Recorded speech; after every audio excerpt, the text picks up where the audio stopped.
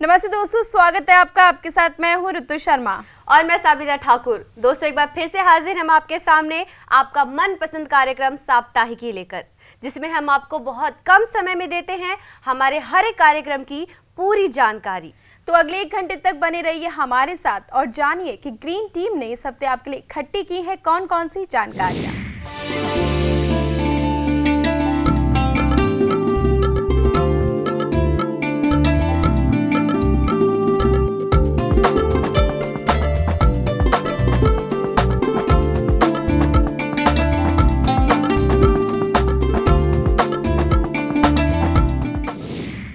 साबिता, एक बात बताओ, तुम्हें गुस्सा आता है? बहुत ज़्यादा बहुत ज़्यादा बहुत ज़्यादा आता है। देखो, देख के लगता नहीं है। लेकिन साबिता, मैं तुम्हें एक बात कहना चाहती हूँ। आजकल ना मैंने ये चीज़ ना कॉमन देखी है लोगों के पास कि घर हो, चाहे वो हमारी सरकार हो, चाहे वो हमारा देश हो, हर इंसान को ये लगता है कि अगर वो गुस्सा कर रहा है या अगर वो जिद करके अपनी बात मनवाना चाहता है तो बस उसको गुस्सा करना है, उसकी बात मान ली जाएगा। तुम बिल्कुल सही कर रहे हो ऋतु। आजकल लोगों को ये लगता है कि हम गुस्से से और मतलब गुस्सा करके हम अपनी बात को मनवा सकते हैं। मतलब जब हम अपनी आवाज तेज करते हैं तभी लोगों को हमारी बात समझ आती है। और ऋतु, तुमको पता है, भारत एक ऐसा देश है जहां पर अहिंसा और शांति मतलब इसका प्रतीक माना जाता है हमारे देश को। लेकिन हमारे देश में एक ऐसा शख्स है जिसे लगता है कि जो हमारी सरकार है उसको तेज सुनता है, मतलब उसको ना ऊंची आवाज ही सुनाई देती है। ऐसा इसलिए भी ऐसा साबित है क्योंकि उस इंसान को ऐसा लगता है कि अगर हम चुप हैं तो सरकार कुछ नहीं सुनेगी, या अगर हम चुप है तो सामने वाला हमारा फायदा उठा लेगा। मतलब उसको ये लगता है कि अगर हम धीरे बोलते हैं या हम अपनी ऊंची आवाज नहीं कर सकते हैं तो उससे मतलब हमारी बात को ना समझा जाएगा और ना ही सुना जाएगा। और ना उस पर कोई प्रतिक्रिया दिखाई जाएगी। तो उसको ऐसा लगता है कि हमारी सरकार के लिए हमें अपनी आवाज ऊंची करनी पड़ेगी, हमारी मांग हमें आगे बढ़ाने के लिए मतलब हमारी आवाज सुने और हमारी चीजों को समझा जाए और उस पे कुछ काम किया जाए, इसके लिए। हाँ, तो तुमको पता है ऋतु, अभी जिस इंसान की हम बात कर रहे हैं उसको हमारे भारत ही नहीं विश्व में उसको सबसे गुस्सैल इंसान का मतलब उसको गुस्सैल इंसान के तौर पे माना जाता है। क्या बात करें सविता, मतलब अब मुझसे वेट नहीं हो रहा है क्योंकि देश में मैं अपने देश में तो देखती हूँ लोगों को कि वो गुस्सा करते हैं, अपनी बात मनवानी है तो धरने पे बैठ जाते हैं, शांतिपूर्वक कभी कोई काम करता नहीं। लेकिन अगर सविता ऐसा कोई इंसान है जिसके चर्चे देश में नहीं तो विदेशों में, तो मैं बिल्कुल जानना चाहती हूँ। उसके चर्चे सिर्फ हमारे देश में नहीं बल्कि विदेशों तक हैं। जो भी मुझे ये तमगा मिला है मुझे खुशी है, मुझे इस पे कभी नाराजगी नहीं। और मुझे ये लगता है ये जो आवाज़ मेरी है ये आवाज़ मेरी नहीं है, ये जनता की आवाज़ है। आपने उसे बुलंद किया, शब्द दिया, अपनी आवाज़ दी। हाँ, तो इसलिए मुझे ये चीज़ जो सर्वे हुआ है ये काफ़ी समय से चल रहा, मुझे भी नहीं पता था। मुझे तो BBC वालों का फ़ोन आया तो उन्होंने ये चीज़ का बताया भाई आपको इस प्रकार ये एंग्री मैन चुना गया है। तो मेरा यही कहना है कि हर इंसान अगर अपनी आवाज़ बुलंद करे तो इस देश में कभी भी ना तो करप्शन होगी, ना महंगाई होगी, ना किसी चीज़ की दिक्कत आएगी। क्या होता है, हम लोग अपनी आवाज़ को दबा लेते हैं, अपनी आवाज़ को निकाल नहीं पाते, एक घर में सीमित रख लेते हैं या अपने बच्चों में सीमित रख लेते हैं, उस आवाज़ को आगे तक हम समस्याओं से समझौता कर लेते हैं, हैं, बातचीत कर लेते हैं, लेकिन बुलंद नहीं करते अपनी आवाज़। और सरकार ये आवाज़ सुनकर, कोई भी सरकार है चाहे देश की या विदेशों की है, वो इस आवाज़ को सुनकर एक बारी उनको सोचना पड़ता है कि इस मसले के ऊपर हमें कुछ ना कुछ करना पड़ेगा, नहीं तो ये आवाज़ और ज़्यादा ऊपर उठेगी। और आज यहाँ नहीं, देश में नहीं, विदेशों में भी मैंने कई मसलों को हल किया है। वहाँ पर भी मैंने इस चीज़ को लिया है कि कोई मसला हुआ है, चाहे भारतीयों के ऊपर हुआ है, चाहे वो पगड़ी के ऊपर हुआ है या किसी बात पे हुआ है, तो मैं पीछे नहीं हटा। मुझे ये नहीं लगा कि सिर्फ मुझे या भारत के ऊपर ही या अपने समाज के ऊपर, अपने समाज के लिए लड़ना चाहिए।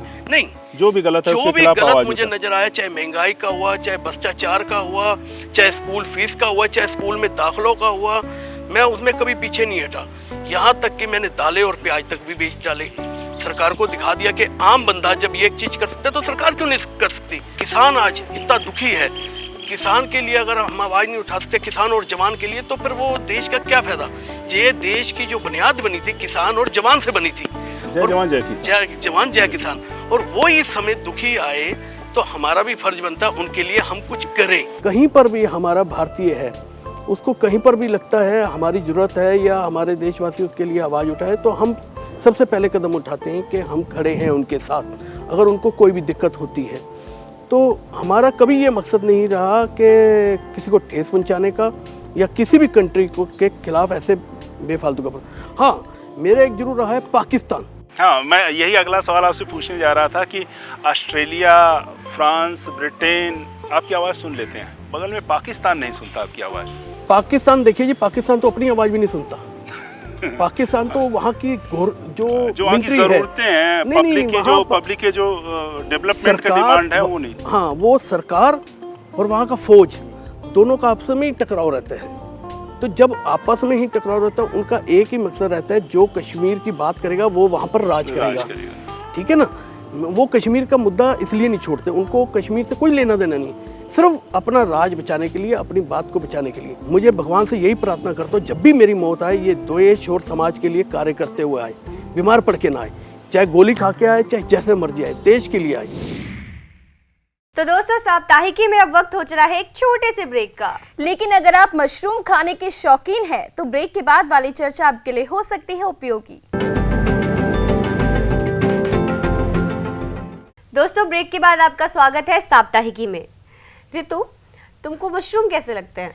साबिता, मुझे ना मशरूम जितने देखने में अच्छे लगते हैं उतने खाने में बहुत ही स्वादिष्ट लगते हैं। हाँ, मतलब जितने वो देखने में सुंदर लगते हैं उससे कई ज्यादा वो खाने में भी स्वादिष्ट होते हैं। बिल्कुल। तो तुमको क्या लगता है उसकी खेती के बारे में, तुम्हें क्या क्या पता है? साबिता, मैं अपने एक्सपीरियंस से एक चीज़ शेयर करना चाहूँगी कि जब मैं पहले स्कूल जाती, जब मैं छोटी थी, हाँ। तो हमारे सामने जब खाने की बात आती थी, सब्जियों की बात आती थी, तो वही चीज़ होती थी, बैंगन, आलू, टमाटर, शिमला मिर्च। मशरूम मैं आए दिन लोगों के घर में बहुत कम देखती थी। मतलब मशरूम की जो पहुंच थी बाजारों तक वो बहुत कम थी। लेकिन आज के टाइम में मैं देखूं तो मशरूम लोगों के इतने फेवरेट्स हो गए हैं। क्यों? क्योंकि हमारी तरफ रीच क्यों पड़ी? क्योंकि जो किसान हैं उनकी तरफ ज्यादा उसकी खेती करनी जो बढ़ रही है। और तुमको पता है, सोनीपत में एक हैक अनुसंधान संस्थान है जहां पर उच्च गुणवत्ता वाले मशरूम के बीज उपलब्ध कराए जाते हैं।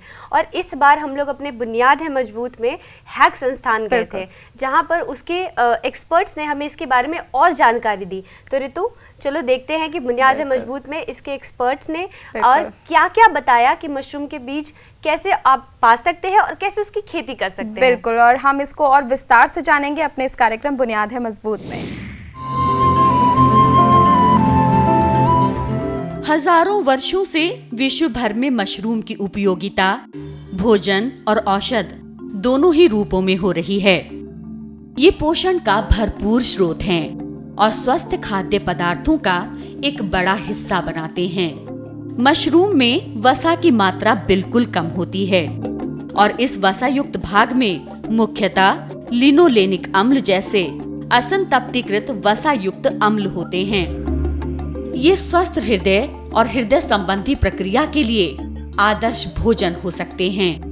पहले मशरूम का सेवन विश्व के विशिष्ट प्रदेशों और क्षेत्रों तक ही सीमित था, पर वैश्वीकरण के कारण विभिन्न संस्कृतियों के बीच संप्रेषण और बढ़ते हुए उपभोक्तावाद ने सभी क्षेत्रों में मशरूम की पहुंच को सुनिश्चित किया।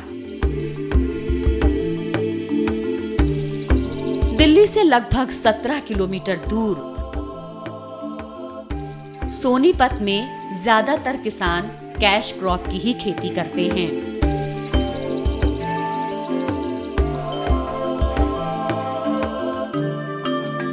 मशरूम की खेती के लिए प्रसिद्ध सोनीपत अपनी इस खासियत को विश्व स्तर तक ले जाने के लिए हर संभव प्रयास कर रहा है। साथ ही किसानों को अच्छी फसल हेतु प्रशिक्षण भी देता है। अनुसंधान में किए गए रिसर्च कार्यों का फायदा उठाकर लाखों किसान मशरूम की खेती कर रहे हैं और अच्छा मुनाफा भी कमा रहे हैं। ये केंद्र एक पंजीकृत सोसाइटी है जो आयकर विभाग द्वारा अनुमोदित है। इस केंद्र की 3 महत्वपूर्ण इकाइयां हैं: स्पॉन प्रोडक्शन, कंपोस्टिंग यूनिट, किसान प्रशिक्षण विभाग, जहां किसानों को मशरूम की खेती से संबंधित प्रशिक्षण दिया जाता है। स्पॉन प्रोडक्शन को भी 3 यूनिट में बांटा गया है। यूनिट की जानकारी देने से पहले हम आपको बता दें कि मशरूम के बीज को स्पान कहते हैं, जिसे इस यूनिट में तैयार किया जाता है। साथ ही अनुसंधान किए जाते हैं कि कैसे अच्छी गुणवत्ता वाली मशरूम का बीज तैयार किया जाए। जैसा कि हम बात कर रहे थे कि यूनिट को 3 इकाइयों में बांटा गया है: इनोक्यूलेशन, इंक्यूबेशन और टेस्टिंग। इन तीनों इकाइयों में बीज बनाने की प्रक्रिया पूरी की जाती है और फिर उन्हें टेस्ट किया जाता है कि कौन सी विधि अधिक सहायक है अच्छे बीजों के उत्पादन में। स्पान प्रोडक्शन की इंचार्ज सुजाता ने हमें स्पान प्रोडक्शन की तीनों इकाइयों की जानकारी दी। स्पॉन प्रोडक्शन 3 भागों में बांटा गया है: बॉइलिंग रूम, इनोक्यूलेशन रूम और इंक्यूबेशन रूम। आप देख सकते हैं ये प्रोसीजर। सबसे पहले गेहूं को उबाला जाता है, उसके बाद उसमें 2 तरीके की दवाई को मिलाया जाता है, उसके बाद उसको सुखाया जाता है, बैग्स में भरा जाता है, उन बैग्स को स्टरलाइज किया जाता है, उसके बाद बैग्स को इनोक्यूलेशन रूम में शिफ्ट किया जाता है। इनोक्यूलेट करके उन बैग्स को एक दूसरे कक्ष में किया जाता है शिफ्ट, जिसे हम इंक्यूबेशन रूम देते हैं। वहाँ सही तापमान का प्रयोग किया जाता है जिससे हमारा बीज तैयार हो जाए। अब मैं आगे चलती हूँ। सबसे पहले आपको बॉइलिंग रूम की तरफ। सबसे पहले हम आपको यहाँ बताते हैं गेहूँ लेके उसको सफाई की जाती है। इन केटल्स के अंदर गेहूँ को धोया जाता है। धोने के बाद उसको सुखाया जाता है। सुखाने के लिए ये बड़े बड़े छाने होते हैं जिसमें हम गेहूँ को सुखाते हैं। उसके बाद तुरंत हम गेहूँ जब सूख जाता है उसके अंदर सही मॉइस्चर आ जाता है।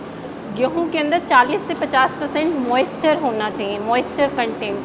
सही मॉइस्चर होने के बाद उसको हम इस कंटेनर में डालते हैं जिसमें हम 2 तरीके की दवाई डालते हैं। वो होता है कैल्शियम सल्फेट और कैल्शियम कार्बोनेट। ये कैल्शियम कार्बोनेट है, हमने इसे 1 किलो तोला है। हम इसे 60 किलो गेहूं के अंदर मिलाएंगे।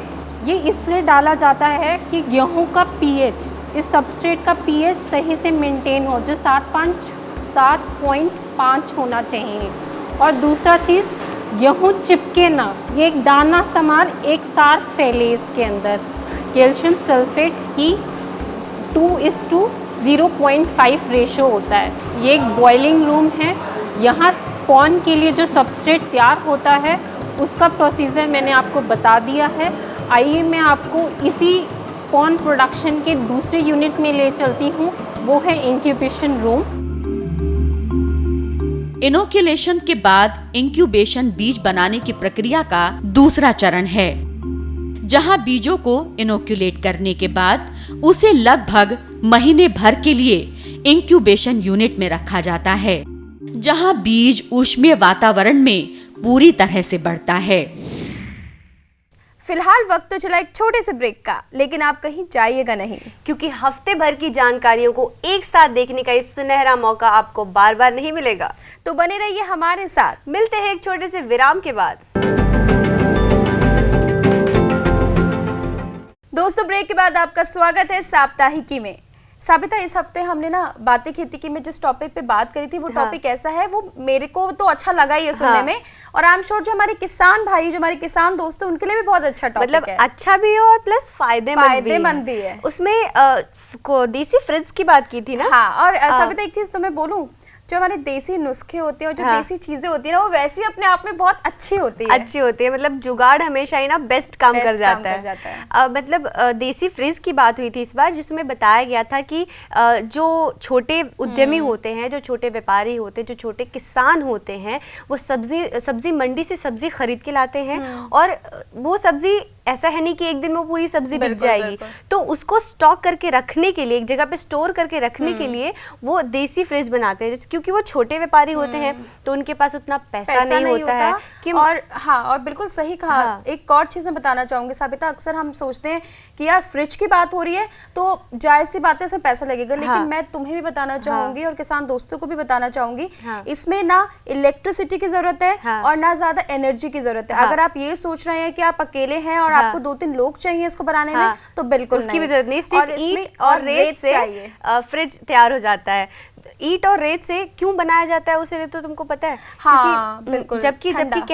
कहते हैं कि बालू जो होती है, बालू तासीर सबसे गर्म गर्म होती है, लेकिन फिर भी उससे ही ये फ्रिज बनाया जाता है। और इस फ्रिज में ताकि जो छोटे उद्यमी होते हैं वो लोग इसमें अपनी सब्जियों को स्टोर कर बिल्कुल, सके, बिल्कुल। क्योंकि तो तुमको पता है जो हरी सब्जियां होती हैं वो बहुत जल्दी खराब हो जाती है। सड़ घर में जाती भी हैं। तुमने देखा होगा कि अगर हम पालक खरीद के लाते हैं या भिंडी खरीद के लाते हैं तो उसको अगले ही दिन बनाना पड़ता है। और सबिता, ये चीज जो तुमने अभी बोली है ना कि रेत, क्योंकि उसकी तासीर गर्म होती है, लेकिन फिर भी, लेकिन मैं तुम्हें ये बताना चाहूंगी जो इस फ्रिज का भी, जैसे हमारे जो दोस्त हैं वो इस एपिसोड को देखेंगे वो ज्यादा अच्छे से समझ पाएंगे, लेकिन जितना मुझे पता है कि ये फ्रिज जो है ये ईंटों की 2 लेयर्स में बनता है, और उस जो लेयर जो बीच में जो स्पेस होता है उसमें वो बालू भर देते हैं। और जो जैसे पहले तो ईंट फिर सीमेंट डाल के उसको पहले तो छोटी सी एक वॉल तैयार कर ली जाती है, और उसके बाहर भी एक वॉल, मतलब 2 दीवार तैयार की जाती है, बालू डालते हैं ताकि वो ठंडा रहे। उसके दोनों साइड से बीच में बालू को भर दिया जाता है बालू से, ताकि वो ठंडा रहे और सब्जियों को खराब ना होने दे।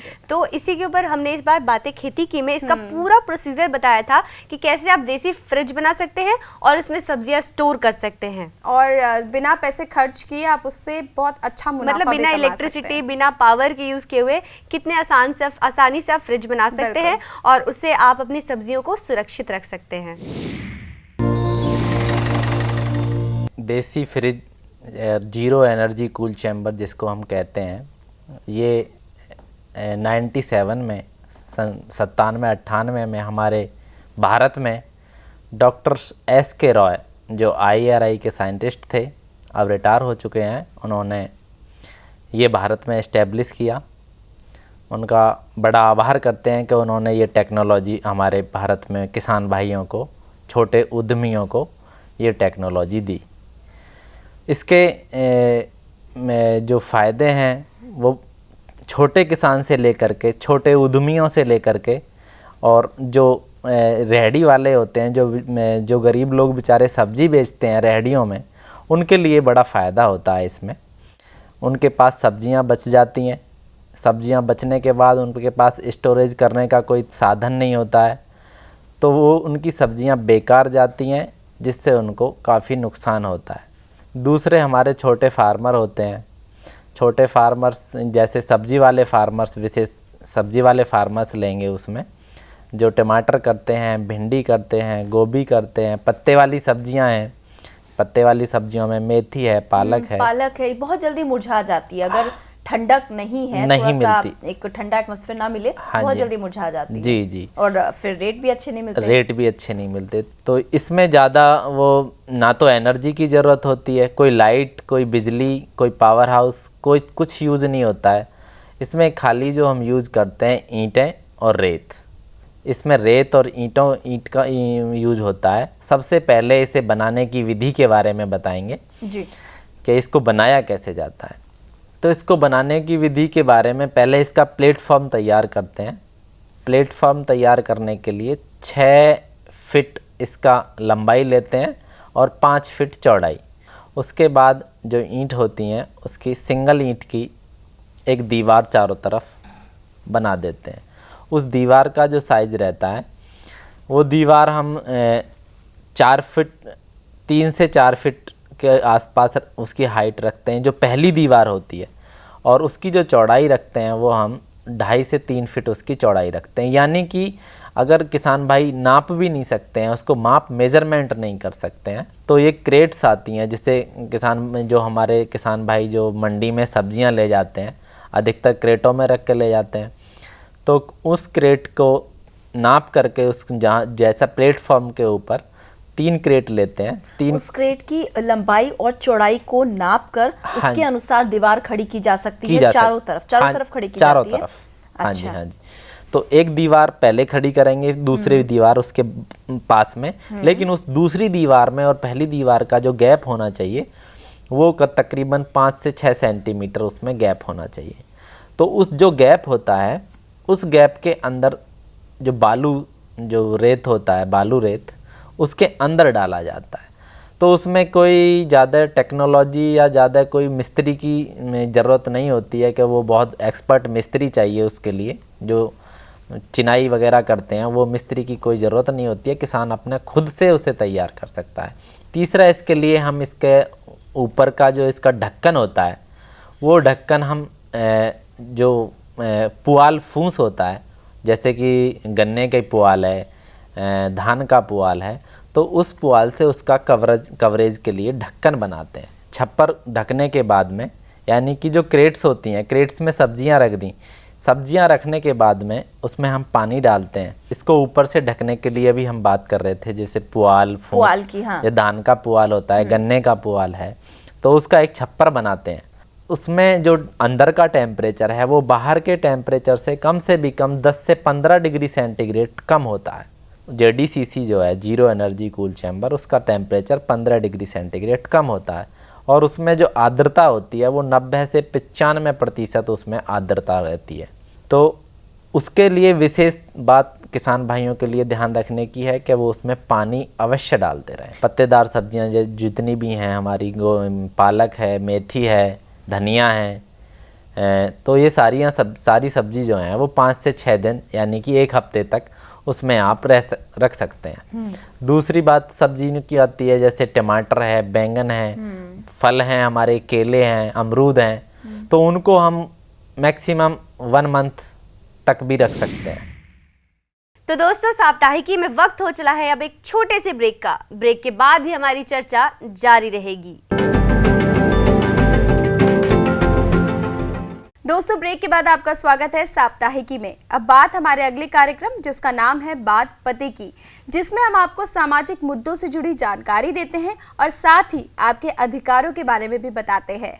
और इस बार हमने आपको बताया KYC यानी नो योर क्लाइंट के बारे में। बिल्कुल। ऋतु, क्या तुमको पता है कि KYC क्या है आखिर? साबिता, मुझे नहीं पता। KYC क्या होता है? देखो, जब हम किसी बैंक में अपना अकाउंट खुलवाने जाते हैं तो उसी वक्त बैंक हमसे एक KYC नामक फॉर्म भरवाता है। तो इसके बारे में ना मुझे ज़्यादा जानकारी है ना तुम्हें ज़्यादा जानकारी है, तो आओ जानते हैं कि इस बार हमारे बात पते की में KYC के बारे में हमारे एक्सपर्ट ने हमें क्या क्या बताया। मेरा पहला सवाल आपसे होगा कि KYC है क्या? जैसा कि आपने बताया, जो उसका नाम इंडिकेट करता है, KYC means know your customer जी। इसका मतलब जितने भी फाइनेंशियल सिस्टम से जुड़ी हुई संस्थाएं हैं जी, उनको किसी कस्टमर के साथ फाइनेंशियल डीलिंग करते वक्त जी, उसके विषय में आवश्यक जानकारी लेना अनिवार्य बनाया गया है। जी। ये जो KYC का कानून है, रिजर्व बैंक ऑफ इंडिया ने 2004 में इसको लाया गया जी। और अभी लगभग 10 या 11 वर्ष हो गए इसको लाए हुए, और अभी भी आप पाएंगे कि बहुत सारे जो पुराने अकाउंट्स हैं वो इस कंप्लायंस में नहीं चल पा रहे हैं जी। सरकार का जो प्रयास था इसके थ्रू कि जो हमारे बैंकों से और फाइनेंशियल इंस्टीट्यूशन से जी। वो जब किसी व्यक्ति से व्यवहार करें तो उसके विषय में उनको जानकारी रहे। उसके 2 बेसिक पर्पस थे। एक पर्पस तो ये था कि जो लोग इंस्टीट्यूशंस के साथ कई बार कोई फ्रॉड कर जाते हैं या उस सिस्टम को मिसयूज करते हुए कुछ ऐसे इलीगल ट्रांजैक्शन करते हैं जिनको सरकार पकड़ नहीं पाती थी, और वो कई बार उन ऐसे कार्यों को करने के बाद अपनी आइडेंटिटी के बिना गायब हो जाते थे, तो अब उसको ट्रैक करने का इसका सरकार का प्रयास रहा है जी। और इसीलिए रिजर्व बैंक ऑफ इंडिया ने 2004 के बाद ये आवश्यक कर दिया कि जब भी आप कोई खाता खुलवाएंगे या जो आपके पुराने खाते हैं उनको आपको ऑपरेट करना है, या आपने लॉकर खोलना है, या आपने बैंक से कोई लोन लेना है जी। या आपने क्रेडिट कार्ड बनवाना है जी।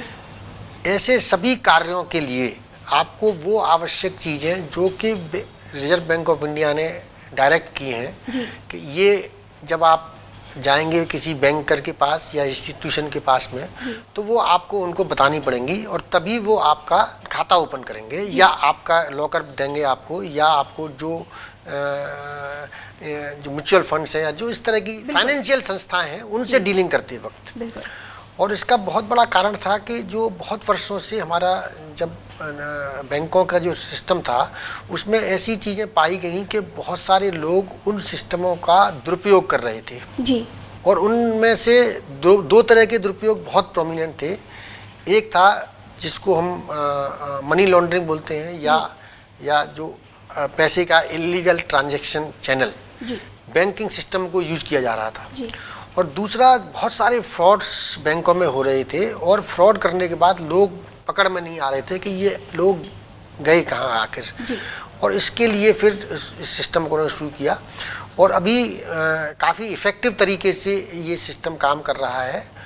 इसके बहुत सारे बैकग्राउंड में कारण हैं। एक कारण तो ये है कि अगर सपोज मैं एक व्यक्ति के नाते अपना खाता खोलता हूँ और मैं किसी नॉमिनी बनाता हूँ किसी को, तो अगर मेरी आइडेंटिफिकेशन और मेरे नॉमिनी की आइडेंटिफिकेशन दोनों ही उसके पास में है, तो मेरे साथ अगर कोई घटना या दुर्घटना होती है तो वो नॉमिनी को ज़्यादा तकलीफ नहीं होती है अपने आप को साबित करने में। तो ये सबसे बड़ा फ़ायदा है जो एज ए कस्टमर मैं देखूँ उस चीज़ का।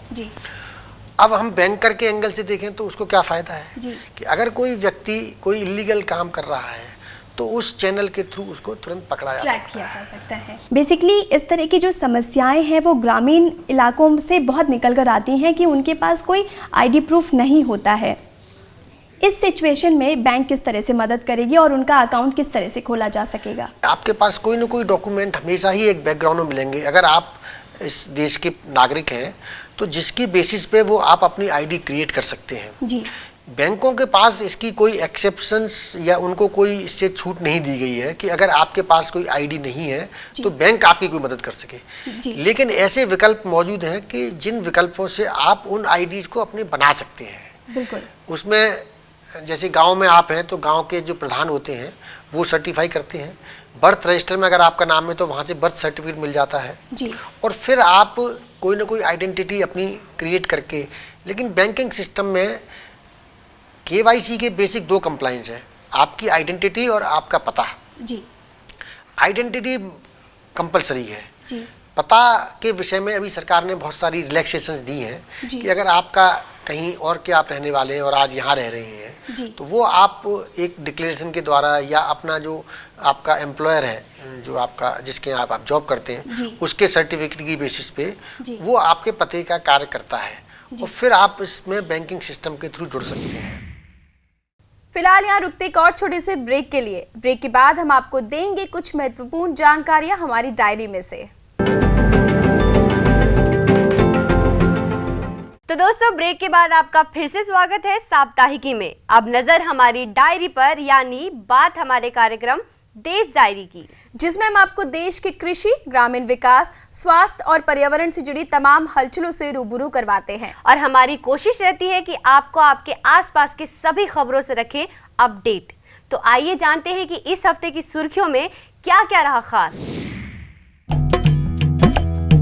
झारखंड के मुख्यमंत्री रघुवर दास ने कहा है कि मेक इन झारखंड प्रधानमंत्री नरेंद्र मोदी द्वारा शुरू किए गए मेक इन इंडिया कार्यक्रम को आगे बढ़ाने में महत्वपूर्ण भूमिका निभाएगा, जिसके तहत राज्य को विकास के पथ पर आगे बढ़ाने के लिए कई महत्वपूर्ण उपाय किए गए हैं। इनमें सूक्ष्म एवं मझौले उद्योगों को बढ़ावा, उद्योगों की स्थापना के लिए भूमि बैंक विकसित करना, कानून व्यवस्था में सुधार और विभिन्न औद्योगिक मंजूरी के लिए एकल प्रणाली की व्यवस्था जैसे महत्वपूर्ण योजनाएं शामिल हैं, जिसके जरिए राज्य को विनिर्माण केंद्र के तौर पर पहचान दिलाने में काफी मदद मिलेगी।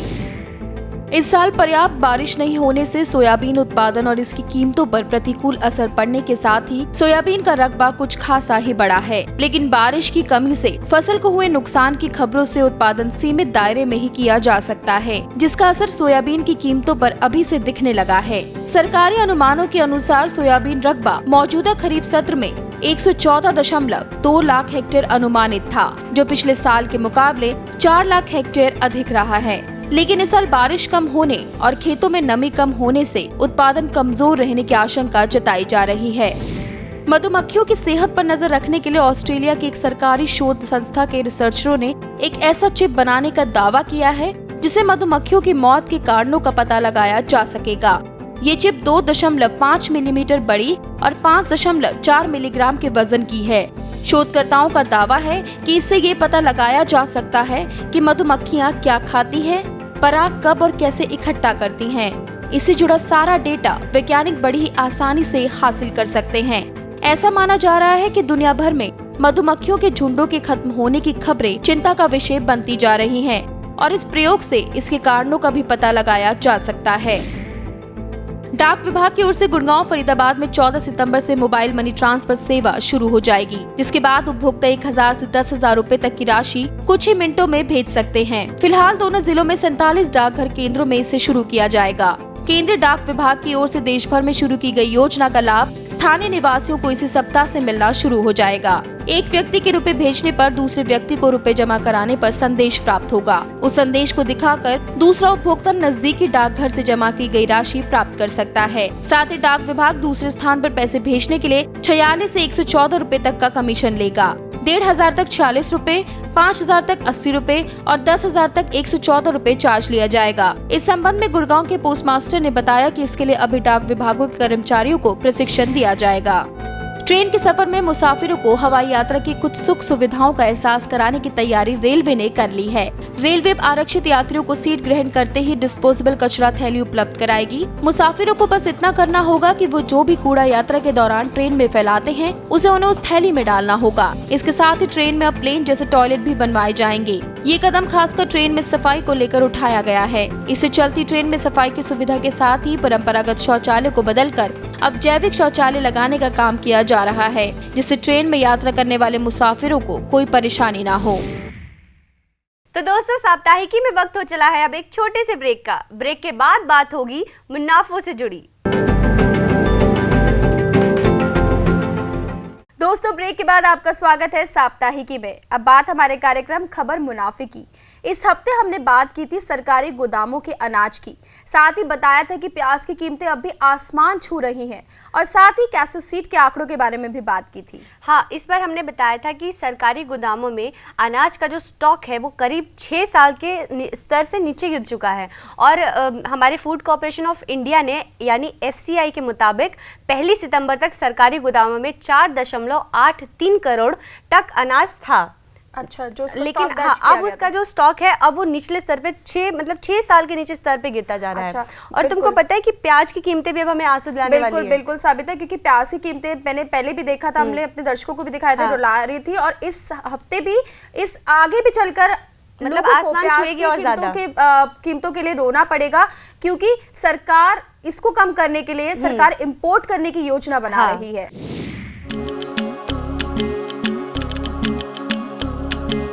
सरकारी गोदामों में अनाज का भंडार 6 साल के निचले स्तर पर आ गया है। सरकारी आंकड़ों के अनुसार अप्रैल से शुरू हुए वित्त वर्ष 2015-16 में अगस्त तक FCI ने ओपन मार्केट स्कीम के तहत 2.77 लाख टन गेहूं की बिक्री की है। सरकारी गोदामों में 3.44 करोड़ टन गेहूं का स्टॉक है, जो कि 3% कम है। पिछले साल 3.55 करोड़ टन गेहूं का स्टॉक था। सरकार ने मार्केटिंग ईयर 2015-16 अप्रैल मई के दौरान 2.81 करोड़ टन गेहूं की खरीदारी की थी। 2014-15 में 2.80 करोड़ गेहूं की खरीदारी हुई थी। वहीं चावल और मोटे अनाज का स्टॉक घटने से देश में खाद्यान्न स्टॉक 6 साल के निचले स्तर पर आ गया है। 1 सितंबर तक सेंट्रल पूल में चावल का स्टॉक 1.38 करोड़ टन रहा। पिछले साल चावल का स्टॉक 1.73 करोड़ था। सरकारी आंकड़ों में धान का स्टॉक पिछले साल के मुकाबले आधा रह गया है। सेंट्रल पूल में धान का स्टॉक 66.5 लाख टन से घटकर 36.1 लाख टन रह गया है। वहीं सेंट्रल पूल में मोटे अनाज का स्टॉक 1.52 लाख टन है, जो कि पिछले साल 7.45 लाख टन था। फिर बढ़ने लगे हैं भाव। जी हाँ, पिछले हफ्ते कुछ नरमी के बाद प्याज की कीमतों में एक बार फिर से बढ़ोतरी देखी जा रही है। देश भर में प्याज के कारोबार के लिए सबसे मशहूर मंडी महाराष्ट्र के लासलगांव में पिछले हफ्ते प्याज का औसत भाव 4,200 रुपए प्रति क्विंटल तक आ गया था, लेकिन अब ये करीब 550 रुपए बढ़ चुका है। गुरुवार को लासलगांव मंडी में प्याज का भाव 4,750 रुपए प्रति क्विंटल दर्ज किया गया। अगस्त में लासलगांव मंडी में प्याज का भाव 5,700 रुपए प्रति क्विंटल तक पहुंच गया था, जो कि अब तक का सबसे ज्यादा भाव है। गुरुवार को लासलगांव मंडी में प्याज की आवक 1100 क्विंटल दर्ज की गई। हाल के दिनों में प्रमुख प्याज उत्पादक राज्यों यानी कि आंध्र प्रदेश, कर्नाटक और महाराष्ट्र के कुछ हिस्सों में जोरदार बरसात हुई है, जिस वजह से प्याज की खेती प्रभावित होने की आशंका जताई जा रही है। कीमतों में दोबारा आई तेजी के लिए इसी बरसात को वजह माना जा रहा है। और इसके साथ ही सबिता हमने और क्या क्या बात की थी? इसके साथ हमने बताया था कि कैस्टर सीड, जिसके 3 हमारे इसके उत्पादक राज्य हैं, गुजरात, राजस्थान और आंध्र प्रदेश, इन तीनों राज्यों में इस बार इसकी खेती में ना गिरावट दर्ज की गई है। अच्छा। तो आओ जानते हैं कि कैस्टर सीड का अभी क्या स्टेटस है। बिल्कुल।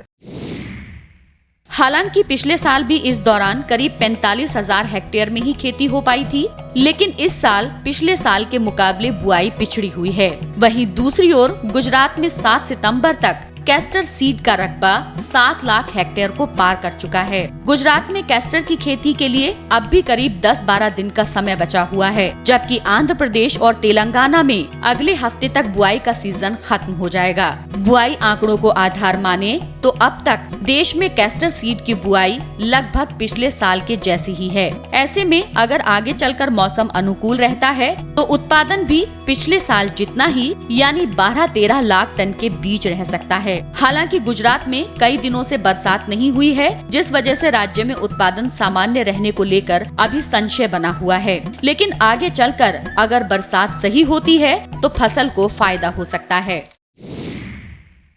तो दोस्तों, साप्ताहिकी में बस इतना ही। अगले हफ्ते फिर होगी आपसे मुलाकात। तब तक के लिए हमें दीजिए इजाजत और बने रहिए ग्रीन टीवी के साथ। नमस्ते।